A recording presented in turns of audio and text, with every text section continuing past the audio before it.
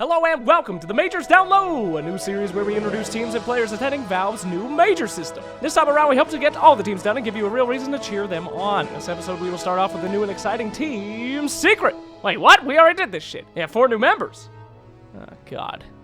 Here we go again. Everyone expected Team Secret to perform well at TI5. Most of them expected to win it entirely, but they, woo, that was not the case. Thousands of lost rares and gallons of fanboy tears shed, and the squad has taken on a new form. Arteezy left for his roots and returned back to EG, soon followed by Zai, who is currently a stand-in for EG and is attending school. Were they sent by EG to destroy Secret from the inside and ensure them the TI5 victory? Probably not, but hey, a man can dream. After a fantastic run-up leading to TI5, but a lackluster performance at the event, S4 went back to Alliance and is working to return the Swedish powerhouse to glory long since lost. Kuroki has finally found peace in some bizarre German-Finnish stack that has a weird name I don't feel like looking up right now, and is looking to lay low before he can strike again. Team Secret's coach 1437 got jelly of all the action and went on to form his own team to return to battle under the Cloud9 flag. Puppey, creator and captain of Secret, has stayed behind to lead the squad of new misfits that have joined. Overall, the mission is the same though. Take the best talent in the scene has to offer and win as much as humanly possible, not for any corporation or sponsor, but for themselves. The old Secret may have faded into the shadows, but from those shadows a new squad will avenge the name Secret. Secret has yet to flex their muscles in the competitive scene, but their players have a ton of history, so let's just jump right in. Puppey. Oh no, not this shit again. You want to know about Puppey? Go watch the old Team Secret video. I ain't spending 5 minutes on this dude again. One thing we did learn about him though from TI5 is his apparent weakness. Despite being one of the most brilliant tacticians in Dota 2, he apparently could be a bit stubborn, as he showed unwillingness to change strategies mid-game and was one of the reasons the experts attributed with his losses at TI5. Also, the dude keeps picking Dazzle, who had an impressively horrendous performance at TI5. Drop it, Puppey. No! Bad Puppey! Despite being one of the nicest guys you'll meet in real life, maybe not so much in the game, Misery has been spreading, well, misery to his enemies as far back as 2008. This kid has been on teams from all over the world and has played with more people than Cyborg Matt has on his friends list. Misery began his esports career with Rockside Ravens back in 2008 and has been to every single international in existence. This guy has been on Team Evil Geniuses, CLG, LGD, Mouse Alliance, Cloud9, and more, and was even on the original Team Secret for a very short time right after they lost Fly. Having boot camps from China to Europe and notoriously versatile in his role, Misery can go from an offlaner to support with very little to no hiccups. In essence, Misery is the Dota 2 globetrotter. He has participated in American, Chinese, and European Dota, played all the roles, and knows all the styles. There is no challenge he can't face and no style that he can't master. The results are always the same, however. He brings his enemies defeat. You thought I was going to say Misery, didn't you?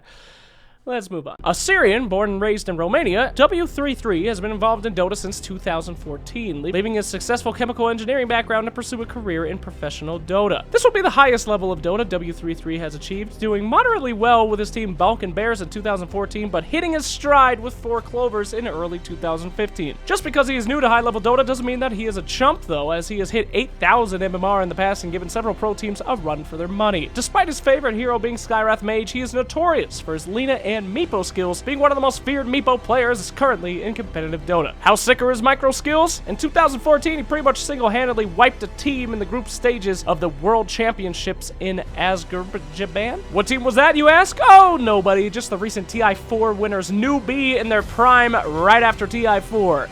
Micro skills. Unfortunately, W33 is most known for his questionable plays, i.e. cheating, during an in-house league back in January of 2015, starting the lobby of the league with cheats enabled and using the refresh command to reset all of his cooldowns for a very fast ags on his jungle Meepo. W33 has shown quite a lot of remorse for this, and the professional scene at large has pretty much forgiven him. Reddit still hasn't let it go, but hey, what you gonna do? His biggest vocal critic at the time was Eternal Envy, who gave him considerable flack for his dubious ways, and wouldn't it be awkward if they ended up on the same team together one day?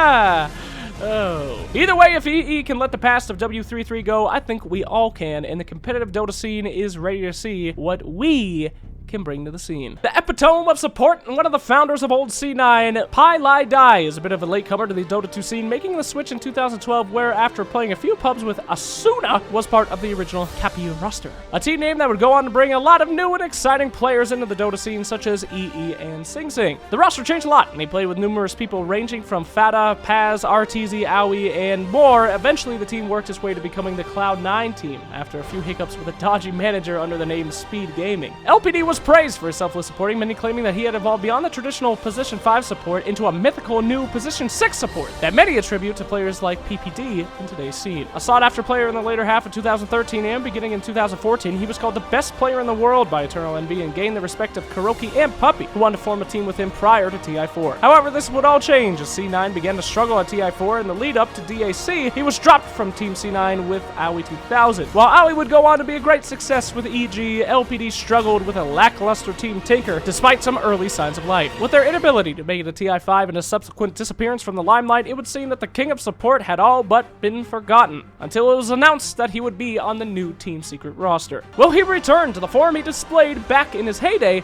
or will he cling to the somewhat cruel nickname of Die, given to him by a unforgiving and frankly stupid Twitch chat? Only time will tell. But every crystal maiden with brown boots and 6 wards at the 45-minute mark remembers that PieLieDie is the king of supporting. Eternal Envy.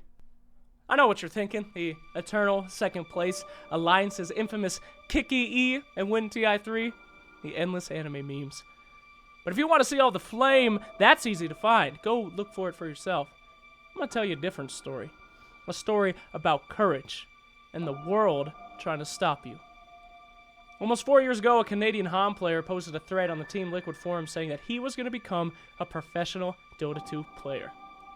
Quit engineering school in the middle of his second year to go for an impossible dream. Just some random kid saying he was going to be the best in the world. Everybody mocked him, told him his dream was impossible. Stay in school, you're no good, you're gonna crash and fail. Everybody ready to rip this kid to shreds when he goes down, and forget about him. Don't hear from him for a while. Dota 2 world's just like, yep, that's it. Kid screwed up his life for nothing. Dota 2 just ate him up and spit him out. That's always gonna happen to you in your life. People are always gonna tell you that your dreams aren't gonna happen, that your passion is for nothing, that everything you want to achieve is impossible. People are always going to stand in your way and say that what you want to do can't be done. And if you feel like you want to give up, if you feel like you want to let go, do what Eternal Envy did.